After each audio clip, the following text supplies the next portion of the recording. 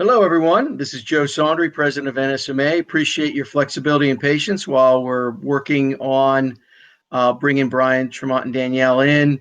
In the meantime, we're going to flip the presentations, and we are extremely pleased to have Ira Keltz, Deputy Chief of the Office of Engineering Technology at the Federal Communications Commission. Ira's been around a long time and has deep knowledge on spectrum management activities at the FCC. And here he is to present what's happening at the FCC. And welcome, Ira Keltz, fresh from across the Potomac River in Virginia. Good to see you. Thanks, Joe. Good morning, everybody. So I guess it's been an interesting morning so far, and hope folks are enjoying themselves in the lounge. And hopefully I can keep you interested for the next 40 minutes or so. So, as Joe said, have been around the commission quite a while, and it was kind of interesting as I was thinking about it this morning.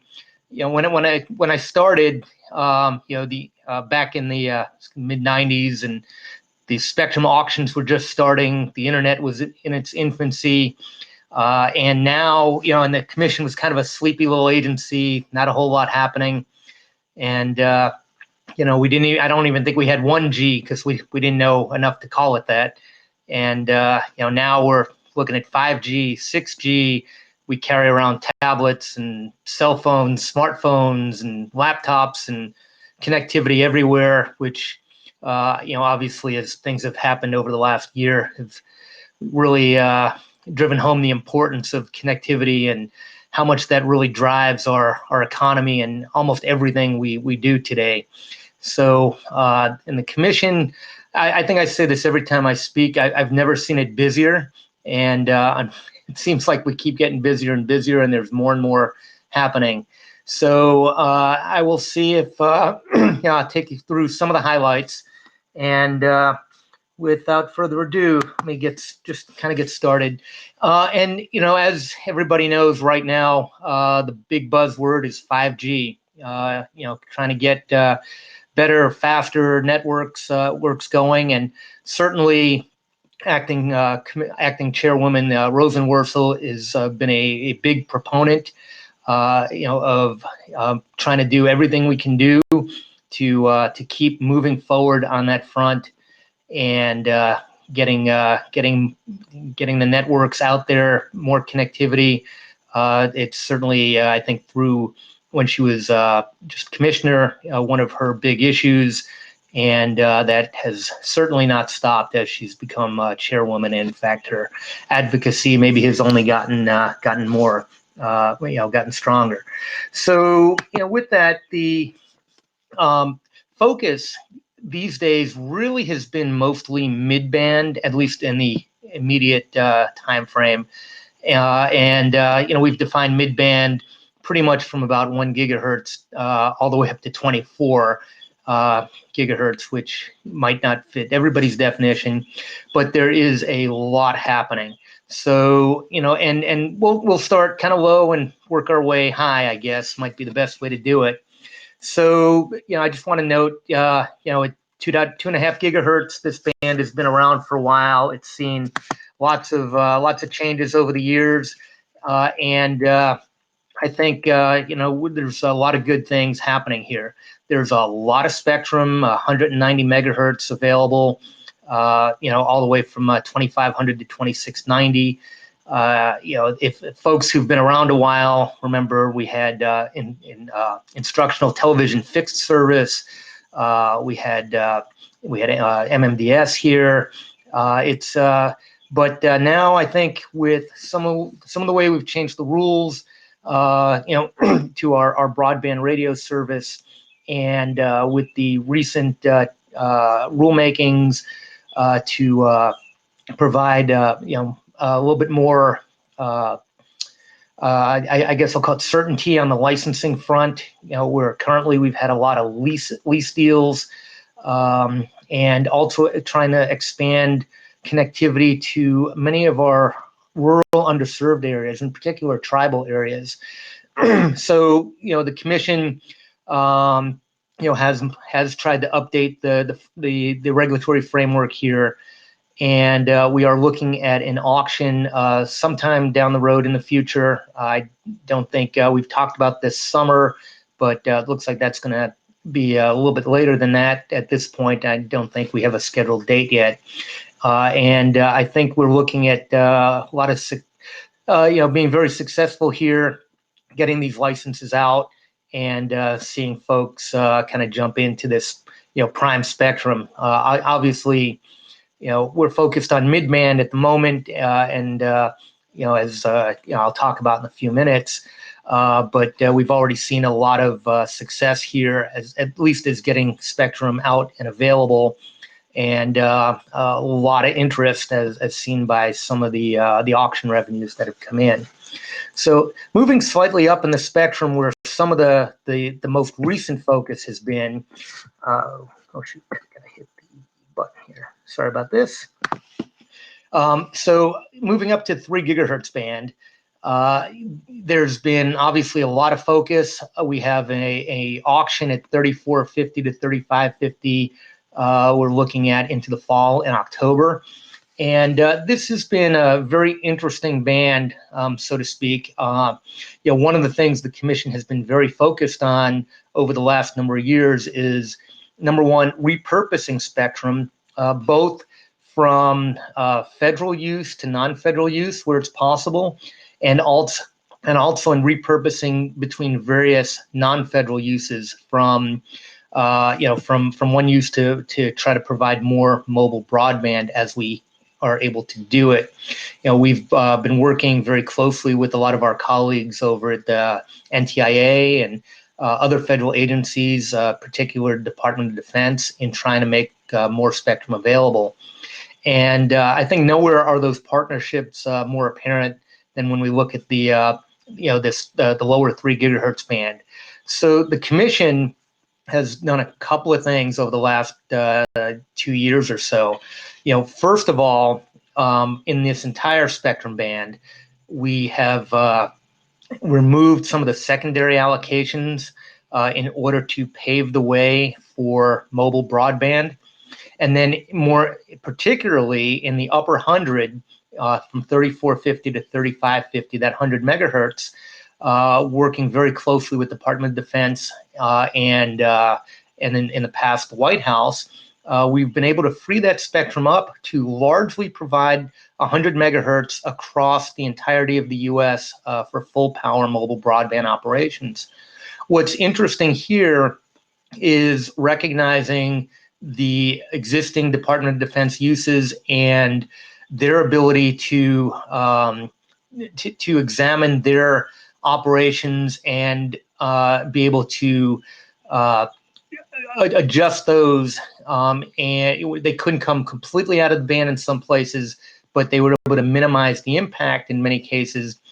And we have somewhat of what I'll call a unique, different type of sharing mechanism that we're looking at here through what we're calling CPAs and PUAs, coordinated protected areas and periodic use areas, where in these CPAs, the federal use will remain primary, but that does not exclude non-federal use. So rather than an exclusion zone, it's more of a coordination zone.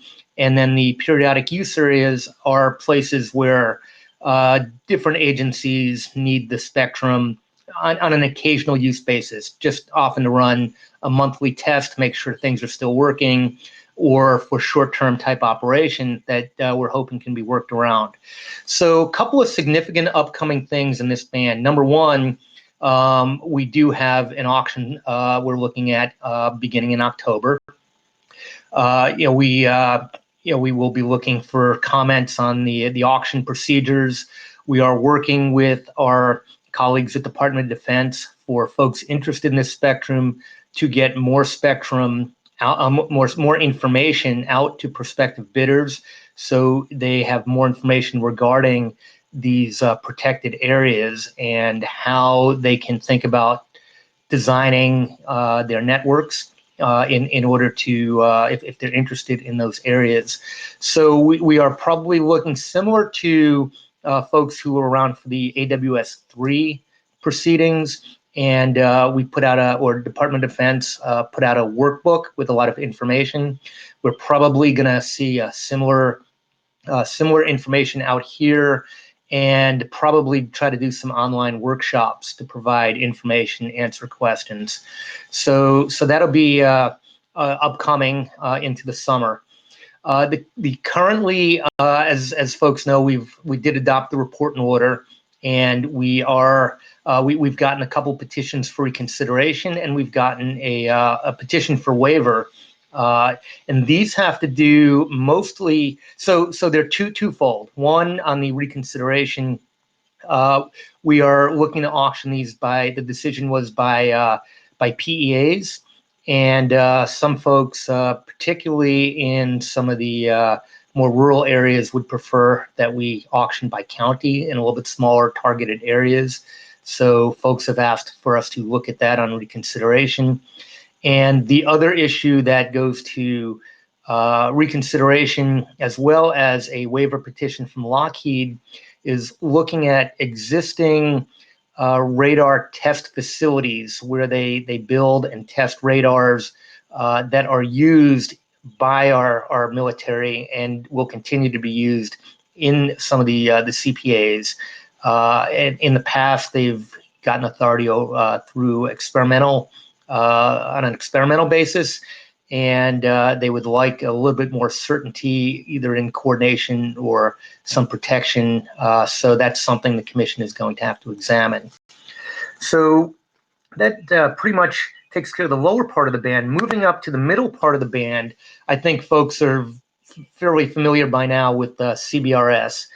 Obviously this was a new and kind of novel sharing regime that we did here, and using Spectrum access systems, a SAS online database spectrum management system, as well as a 3-tiered sharing regime with our incumbents from our Navy radars and some Earth stations, and then we used protected access licensees and general authorized access. So again, similar to where the commission did something a little bit different in the lower portion I just spoke about at 3450 with sharing, we did something a little bit different here too. And both of these, I think what's really interesting here, number one, I think the commission being very open to examining different ways of making sure we can get spectrum out there as efficiently as we can. And given how crowded the spectrum is, how many uses there are, there certainly has been a big focus over the last number of years on spectrum sharing, in order to provide as much exclusive use as we can, or protected use, as if you call it under the CBRS terms, but also providing opportunities for other folks to use the spectrum. And I think all of these different sharing mechanisms probably have places down the road for looking at how to adapt and to adopt those into different bands as we look to continue expanding commercial use, while also making sure we are providing for some of the very important uses that folks are currently using spectrum for. So with CBRS, there have been a couple of recent developments. So obviously folks have been, we had the commercial deployments have been out for over a year now. But what's interesting now is we did have the auction for the PAL licenses, and the commission has been busy issuing licenses there. So those are getting out there to be used.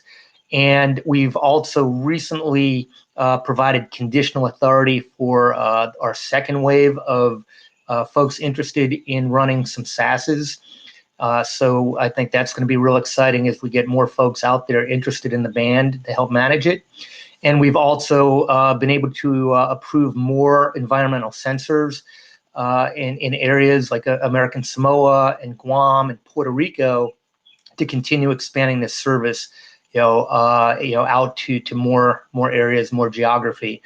Again, this spectrum, again, midband spectrum, a good trade-off between propagation, bandwidth, and it's really seems to have taken off. I think there, and I think it'll continue to be heavily used as with the framework here. One of the things I'm most excited about and to see is where this goes as far as both a mix of service providers providing service, as well as because of these smaller areas here where we did auction on a countywide basis, with the ability for folks to maybe put in private type systems and run their own systems to meet certain needs. I think there might be some interesting applications here for healthcare and for IoT applications, industrial applications, and power, not power plant, but manufacturing facilities and the like. So it's going to be real interesting to watch this band develop. And then moving slightly further up in the spectrum, and the Commission's most recent completed action in the C-band.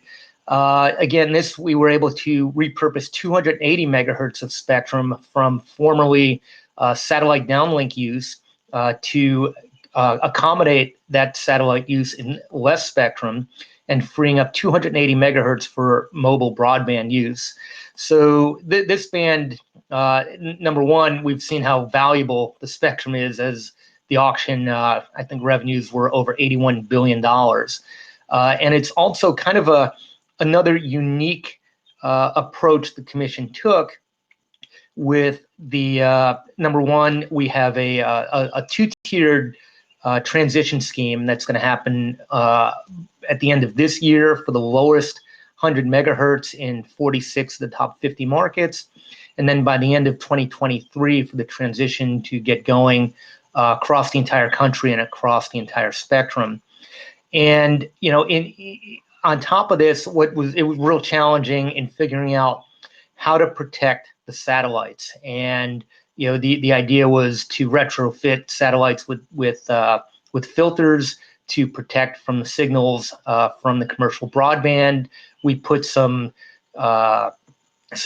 technical restraints on those, or I shouldn't say constraints, requirements on the licensees, both with in-band and out-of-band PFD limits to protect those satellites from interference, both blocking and out-of-band. But we also do require a minimum amount of filter characteristics and blockage from the filters in order to make this work for everybody. So, I think this, I know there's folks currently testing in the band, and I think this is going to be, again, adding 280 megahertz is going to be a tremendous boon for our commercial networks, and watch as 5G develops. The one big pending issue here that still we are dealing with is, as folks who are following this probably seen, folks in the aviation community have some concern about radar altimeters that are operating above 4.2 gigahertz. And we are working with our colleagues over at the FAA and NTIA in examining that to make sure we can really understand what the issues are regarding that, and what, if anything, may need to be done through, as there's some petitions for reconsideration that are looking, that have asked us to re-examine some of the protections there to ensure that the radar altimeters continue to operate as they are supposed to and do not impair aviation safety. So that's something we're looking at, and the Commission will be dealing with. So what's interesting, through this entire 3 gigahertz, from the 3450 all the way up to 3.98 gigahertz, that's 530 contiguous megahertz of spectrum, which is just a tremendous amount of spectrum. I think that's going to prove extremely valuable to the U.S. and our economy, and just our connectivity and everything we're able to do as we move forward. So Finishing up with the 3 gigahertz band and jumping up a little further in the spectrum, just want to highlight a few other things that are happening. We do have our notice of proposed rulemaking at 12 gigahertz. This is currently the band where we've had our direct DBS service. Increasingly, NGSO satellites have been interested in this band as there's the allocation there. We've had the MVDDS service providing connectivity services through some terrestrial links, and folks have asked us to look at the potential of mobile broadband in this spectrum, and if there's a way to make that work. So filings have been coming in on that NPRM. The commission will be looking at those closely and figuring out what, if anything, it can do, what might make sense, if the rules need to be changed at all.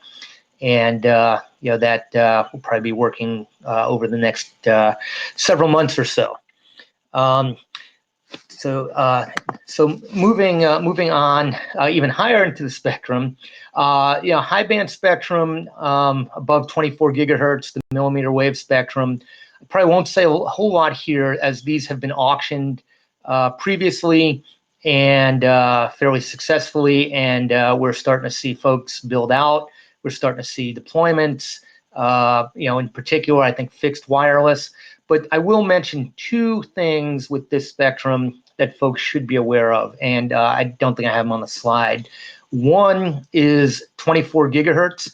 I think folks remember back to the last WRC.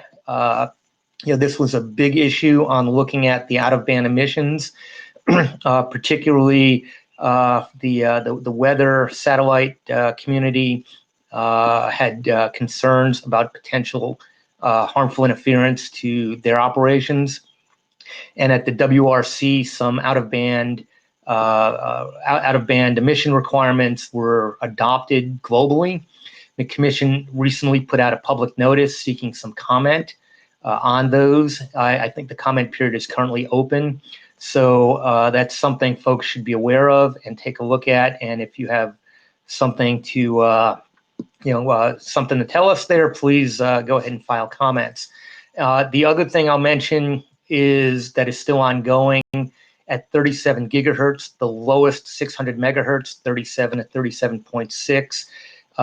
That spectrum was made available on a shared basis with the federal systems, and the commission has been working with folks at NTIA to come up with a sharing regime there. We are still working on that. I don't know when we may get something out to provide a little bit more certainty, but that is something folks have been focused on, and hopefully it doesn't go, hopefully not too much longer, but as everybody knows, it's always very complicated as we get into how to share spectrum and on what basis. So we are continuing to work through those issues.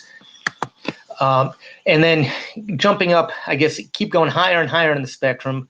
I assume, well, I'm sure everybody here is very familiar with our 70, 80, 90 gigahertz bands, and the fact that the commission has an open proceeding looking at some rule changes here.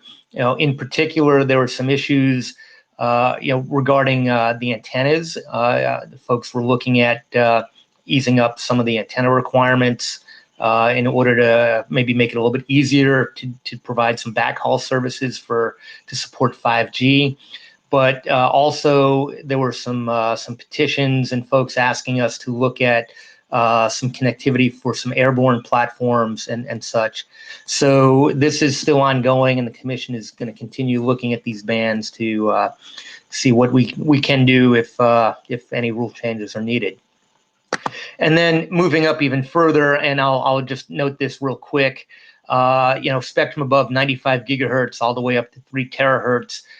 Folks are talking about 6G these days, and some of this real high spectrum. We have made some spectrum available.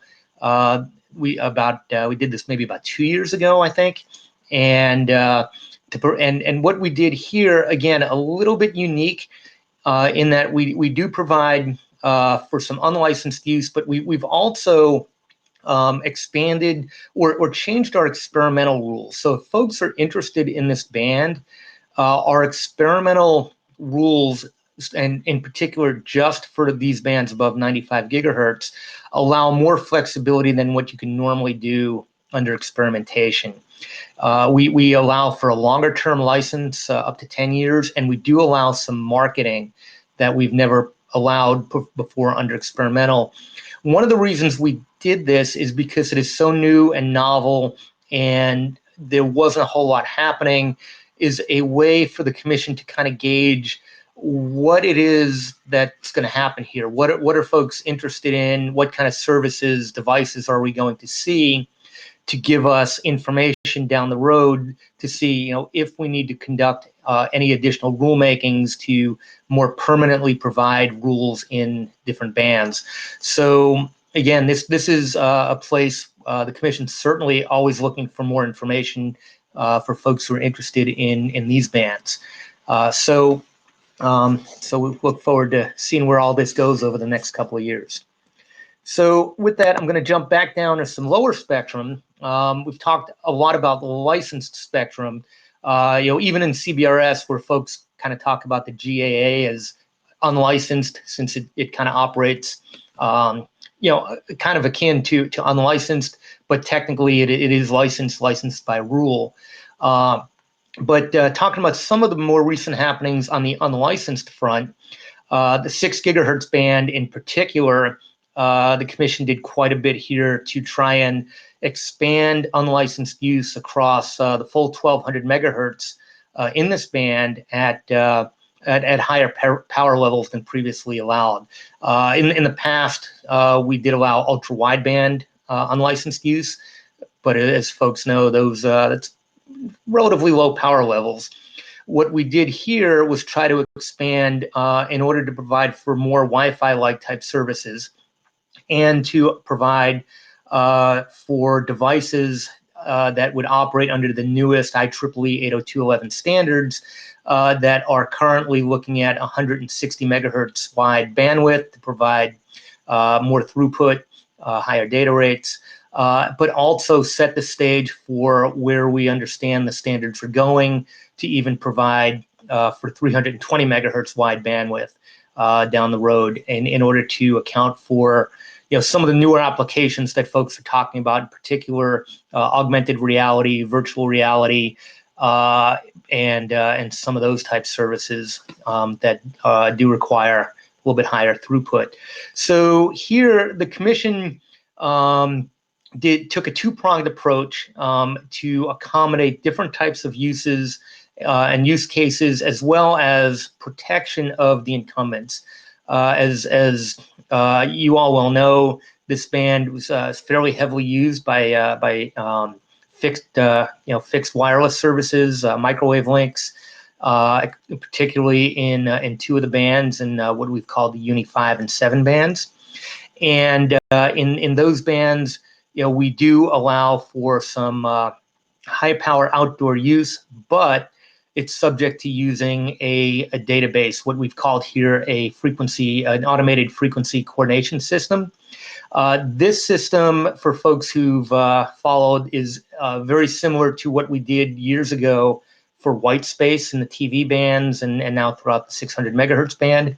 It's actually a fairly, as these things go, and especially compared to the SAS and CBRS, a relatively simple system where somebody who wants to transmit can query the database and see for their particular location what spectrum might be available, and what power levels they can operate on in order to protect all of the nearby systems.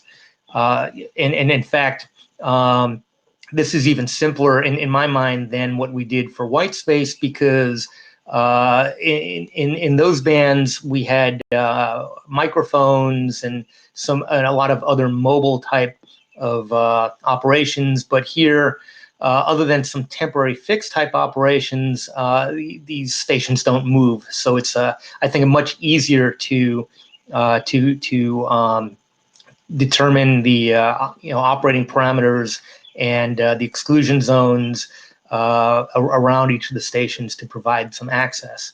The other piece of this is we allow the lower power usage indoor, limited to indoor, across the entire band on the premise that the lower power plus attenuation from the structures plus the distance away from receivers, microwave receivers, would protect those systems.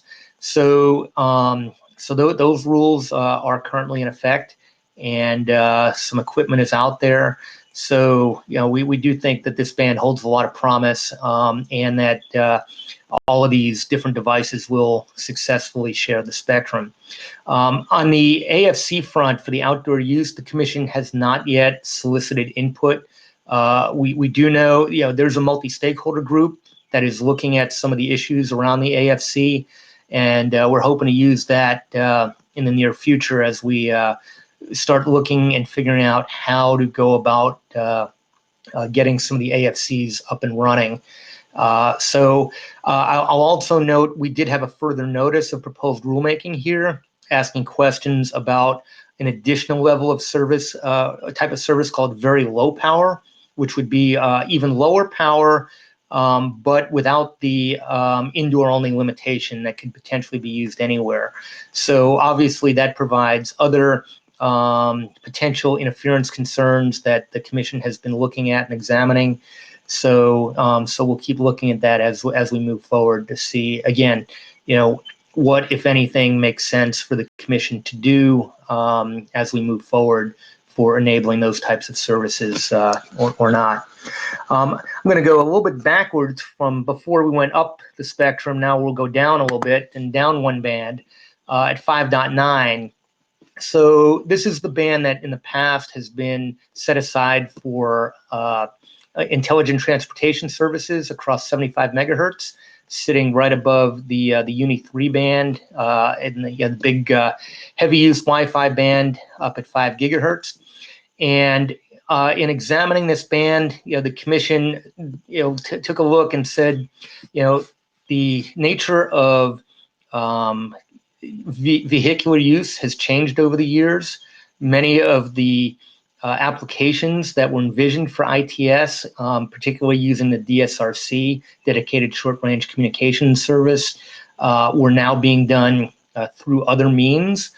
In particular, there's a lot of radar use up at 76 gigahertz, 76 to 81 in that band for both short range and long range radars that we're using in cars, almost standard equipment these days, which provides adaptable cruise control and in parking and object detection and blind spot detection. So seeing that there was not a whole lot of deployment, the Commission was and the explosion of growth within the unlicensed ecosystem and the ability to potentially provide more spectrum and again provide for wider channels. The Commission repurposed the lower 45 megahertz of that band to essentially add that to where higher power unlicensed could operate, can provide for 160 megahertz wide channel that spans from the Uni 3 band across into this Uni 4 band, and at the same time continue to allow for some of the necessary vehicular services that can provide some additional safety benefits to folks, and then also look at upgrading the technology from the DSRC standard to an LTE-based CV to X standard based on some of the cellular standards in the upper 30 megahertz to provide those basic safety services.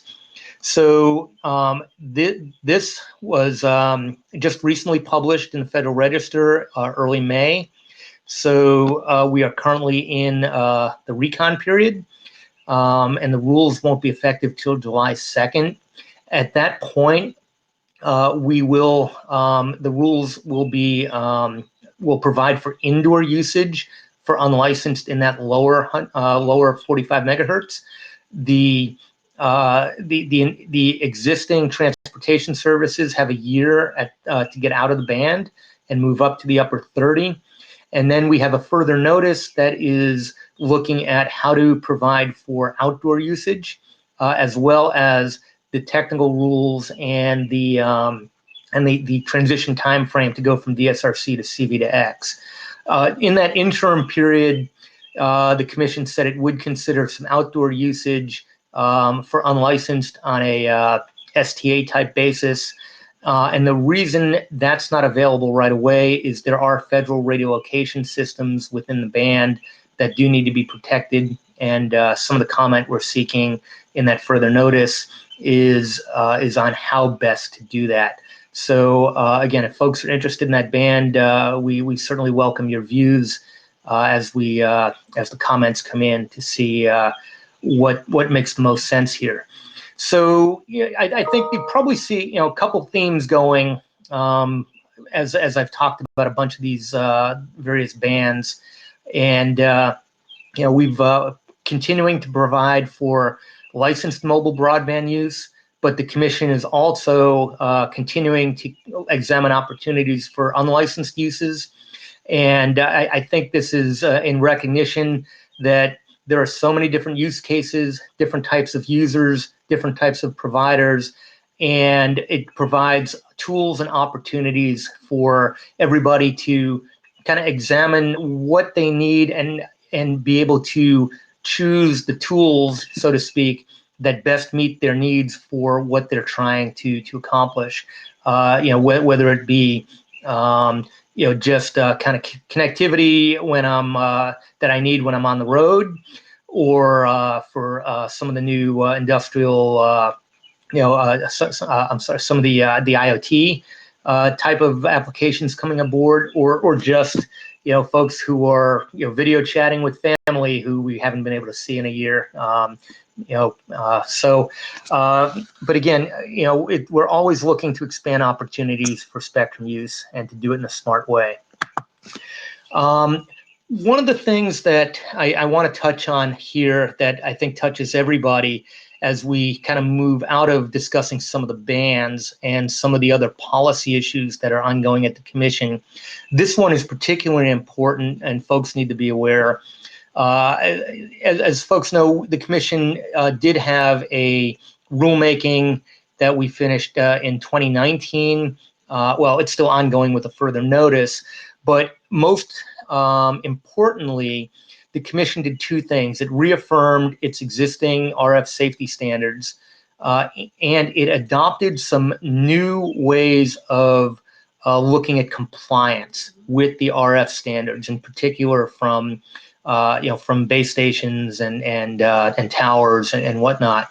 And in the past, the RF emissions, the RF rules for general population exposure and we're on a service, basically service by service, different rules available, different rules even for folks using the same spectrum. What we did is we've simplified that to a fairly straightforward approach that is reliant only on three parameters: frequency, power, and separation distance. So it becomes a lot simpler for folks to look, to know what their system is and to understand what the compliance guidelines are.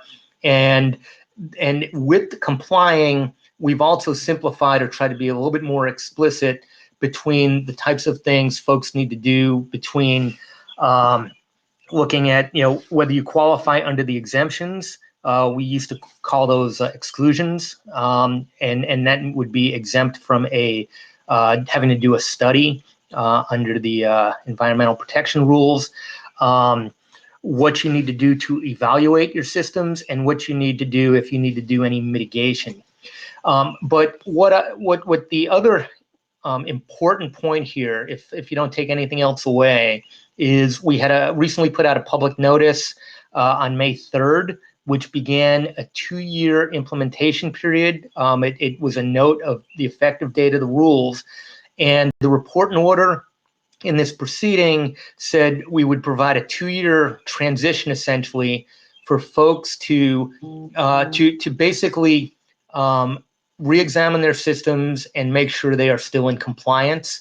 And if not, they need to do an evaluation and potentially take mitigation actions if they no longer meet the RF rules. Now, I don't want folks to panic either. We fully expect, just about every system out there, with few exceptions, that under the new guidelines, the simplified guidelines, we fully expect just about every station that's been out there to continue to qualify for an exemption under our existing, under the new rules we adopted. And it should be relatively straightforward to figure that out. As I said, it's pretty straightforward, and on the slide you can see for the full body exposure, the MPE limits, the formulas for doing this. And so, if you've got your antennas 10 meters, 15, 20 meters off the ground, you probably, and not near an office building pointing at a window or something, or a house, you're probably in pretty good shape. But this is something folks should take a look at, all your existing systems, just to make sure that you continue to remain in compliance. The other thing is, we do have a further notice out on this proceeding also. We're looking at a couple of things here. Wireless power transfer, where there are increasingly more and more folks looking at trying to do that. I think especially looking at ways to easily charge cell phones, but also I think this is going to be a big market for electric vehicles. So we will see where that goes. And we've also looking at some of the localized limits for handsets and those types of devices above 6 gigahertz. Currently, our SAR limits for localized exposure only go up to 6 gigahertz. So, and that will help a lot with providing a little bit more certainty on procedures as folks start making more and more use of the millimeter wave bands that we have had auctioned. And just we do have some interim guidelines in place, though, in order to ensure that the market and the supply keeps moving through, and we can get equipment out. I'll also note we have a notice of proposed rulemaking out looking at updating some of our equipment marketing rules. This also includes importing and some of the limitations on importing prior to equipment certification. We are looking at trying to make it a little bit easier and trying to align the Commission's rules with some of the more modern ways of doing business, especially where we have increasingly folks are crowdsourcing developments, things like Kickstarter and Indiegogo and those types of platforms, as well as some of our bigger, more traditional retailers and developers, giving them I think a better opportunity to gauge consumer interest in various products, maybe and prototypes prior to getting certification to take part in certain marketing activities, primarily one of which would be conditional sales, which we've never provided for in the past, with a few safeguards on there in order to ensure that the consumers are protected. So this is something the Commission is looking at, and I think we're hoping to bring this home relatively soon and try to do a report and order in the fairly near future. So that's something else to look out for. I'll note this has gotten a lot of interest. OpenRAN, the Commission has a notice of inquiry looking for information for folks, and how OpenRAN can be integrated into existing networks, can be used, benefits, and certainly this comes up in the context of security, network security, front and center. And not the same thing with the radio access, but we saw a cyber attack on a pipeline this week, and we've seen other issues come up in the past. So again, something the commission is really focused on is different things we can take to secure the networks, and also provide ways for folks to other methods of providing for radio access, and opening up the supply chains a little bit to multiple platforms, multiple manufacturers. So we're certainly interested in what folks have to say here. And then along with that, as I just mentioned, network security, supply chain integrity, the commission has taken certain actions over the last year and a half or so, particularly in line with what our direction from Congress at looking at various equipment and whether it has potential to harm or provide harm to the U.S. in general. And the commission, is going to continue to be focused on this. I think Acting Commissioner Rosenworcel has certainly been laser focused on this and has spoken about this many times. So we're going to continue looking at that and making sure that our networks, radio networks and fixed networks, remain safe and secure. And certainly, I will also mention the various funding mechanisms that are out there. Lately, we've seen both from Congress and some of the programs that are looking to provide a tremendous amount of funding to get broadband out there, to particularly to some of the rural and underserved communities, but these also include areas that people may not always associate with those. But we've seen over the last year some disparities, certainly especially as people try to been doing their schooling and working, and just the disparity in access, and trying to provide and make sure that the American public as a whole has adequate access to the internet and can continue to expand access, and have the ability to connect. So with that, I think I'm going to stop. I'm going to thank everybody for listening, and available to take questions.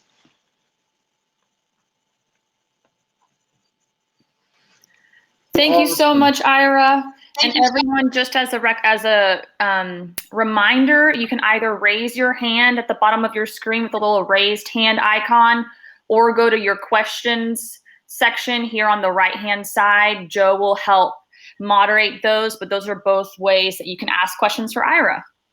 Awesome. Okay, I do see one question in the chat that asks about if we have a schedule for getting the second wave SASs certified. We just put them out for conditional approval and some testing. I don't think we have a final schedule for when that may occur, but we're certainly going to be working on that. Given we have experience in the first wave, which took probably a significant amount of time, probably more time than people would have liked to have seen. But I think based on the experience, I would think that it'll go a little bit quicker than the first wave. That's fantastic. Yeah, thanks for sharing that, Ira. Another question was, in those unlicensed higher bands, the 116 to 123, I think up to 244 to 246 gigahertz, as well as the entire 95 gigahertz to 3 terahertz band. Can you describe any equipment that's been coming to the lab or has been approved or is under consideration? Do you have any feel for what that looks like? So I don't think we've seen too much yet. When we were doing the proceeding, one of the prime applications seemed to be kind of some spectroscopy and security type applications, kind of like airport type scanners and things like that. What I think one of the things I think I'm most excited about to see, and that I think folks are looking at, are using that spectrum, obviously with the very high frequency and the very short range, is potentially using that to remove some of the wired connections even within chips, within devices, and looking at simplifying in some cases, and maybe even providing the ability for faster processing. And then, folks are looking at 6G type applications too, with, very short range, very, very high bandwidth. But I think a lot of that's still on the drawing board. Yeah, go great. Yeah, the chip, I know the U.S. has been preeminent. I don't know if people realize that, but often through DARPA and through universities, the U.S. has been preeminent in chip generation, and those chips typically end up in the more experimental devices that then become mainstream devices. And I don't know if you're seeing any of the chip folks coming to you about that as well. Not so much yet. I mean, obviously, just reading the news, IBM had a big announcement last week, on the chips, the latest that they've developed, smaller, faster. But no, it's, certainly things we keep our eye on, but haven't seen many folks come in yet. And just as you mentioned chips, I should also, I guess I'll mention, obviously we've seen issues with the semiconductor industry through the pandemic and the supply chains. And, there's a lot of various agencies across the government looking at this. But, the commission did just release a public notice looking for information from folks for anything that the commission could do that could help, with folks who are seeing shortages or having issues, and if there's specific action that falls within our jurisdiction. And we certainly want to help the best we can on that front. If folks just let us know what we can do. That's great. Glad to hear the FCC's got that posture and is getting ready for that.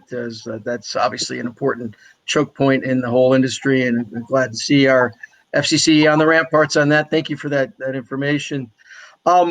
We do have your small entity compliance guide you were talking about, and we have a whole program with George Kaiser and JD Duvall later on tomorrow on the whole RF exposure issue. So really appreciate you highlighting that. We also have late in the day tomorrow a program on wireless in the natural world. And I don't know if you've seen this, but we've been working on some lab and other issues where folks are starting to measure the actual channels, for lack of a better terminology, of living things, because there's a lot of very, very sensitive RF systems, as you're well aware, that are used in the medical world, that are used in other areas. And we're at a point now as a species where we can start measuring literally what channels we operate on, which is an interesting subject on its own. And I don't know if that's ever come to the forefront at OET, but it'll, we're talking about those new frontiers, and it's a great dialogue to have. And just wanted to share that with you, and two, if you have any thoughts on that. So we've had folks over the years come in and talk about similar types of issues. I think it's something certainly folks are interested in. Personally, when I started out in college, I was looking at biomedical engineering, so I have a personal interest, and ended up not going that route since I went to a school that didn't actually have a program, but at the time had a good football team. So. But yeah, I think it's something folks are certainly going to be interested in, and it's certainly something to keep an eye on, especially, as folks learn more about those interactions, if there are any actions or things the commission needs to do from a regulatory standpoint. I mean, we do regularly talk to folks at the FDA and CDRH, the Center for Radiological Device Health, I believe, and share information on various things. And again, this all goes into, making sure what we do provides opportunities, but doesn't provide harm. Yeah. But I think it's a fascinating, I think, realm of research that is probably only going to expand down the road. Yeah, for sure. Thank you for that reflection. Clear on the whole other end, way down in the extremely low frequency bands. Obviously, there's the hams continue to be a force in the world for good. There's always a lot going on with the hams. Are there any new developments or new techniques or new equipment, type of characteristics or anything out there that is running across your desk in the low bands? So not that I'm aware of that, with in particular with the amateurs. One of the things, folks, some of the low bands, there are a lot of wireless power transfer folks who are looking at some of those very low bands for wireless power transfer. And I think a lot of that does go towards, more for things like electric vehicle, electric bus type charging, looking at charging pads and things like that. And, as I said, it's the wireless power charging, wireless power transfer is part of our further notice on the RF proceeding. We have approved a couple of systems for short range up to about 1 meter, for some low power transfer. But it becomes an interesting issue in looking at the balancing act, especially when you start talking about if you're looking at higher power, efficient charging, especially in the vehicle realm. If you talk about trying to put a charging pad, let's say in your garage, and to drive a car over it, there's some of the things people, it'd be great, but there's also the safety aspects of making sure, you're if you have a toddler or a baby who's crawling around, you don't want them to get too close to it, pets and things like that. So there's got to be a balance of what you allow for or what safety mechanisms for, say, detecting the presence of pets, of people, in order to power down or turn off, so there's a whole lot of issues that we need to look at as we move forward on some of those fronts. But it's something we continue to look at. Yeah, well, appreciate the curiosity is always the mother of invention, and on safety and innovation, and really appreciate the commission and OET in particular always being curious, and we're always fascinated at NSMA about what's going on at OET, and of course you hear from a lot of our members all the time, both in government and industry. So we're pleased as punch to have you aboard today. While we still have you, I did want to thank you for your flexibility. I know we had some technical difficulties this morning, which seem to be ironed out. We also spoke with Brian Tremont and Daniel Thuman, who will be featured tomorrow morning at 8:30. So we'll get them live and fresh with their coffee mugs, and we'll get their original presentation, and we'll update the agenda to show that. And one of our past presidents, David Meyer, had offered to switch his slot out for them then. So I just want to make everyone aware of that. And again, want to thank you. We're always encouraged to see the faces of the folks of the commission. We really appreciate your cooperation and participation today. And I know we've hit the 10:15 mark, so we want to keep things on schedule. And we know there's a lot of folks registered from FCC and others watching this next 2 days, and appreciate everyone's participation. And thank you a lot, Ira. And don't forget, everyone's got coffee and breakfast coupons that came with participation. So people who like coffee and breakfast, just want to make sure everyone's aware of that. So, okay. All right. All right. Thanks. Thank you, Ira. Thank you again, Ira, and everyone. We're going on a 15-minute break, and when we come back, we'll be watching a video preview of an upcoming summer webinar given by Catherine Sham, the Spectrum Manager at the NASA Johnson Space Center. She has a chat with Joe, so that will be coming up in the next 15 minutes. So take a break, network some, and we'll see you back here on stage in just a bit.